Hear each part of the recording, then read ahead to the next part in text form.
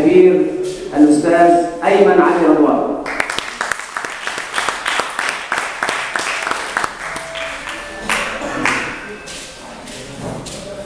نهاية.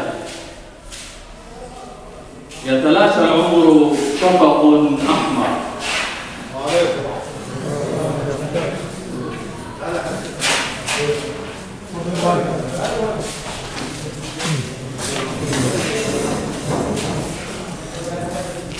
يتلاشى العمر شفق أحمر يبحث عن مأوى فما الحيلة، وقد استدار مدبرا دون توقف دون ترقب دون ترقب.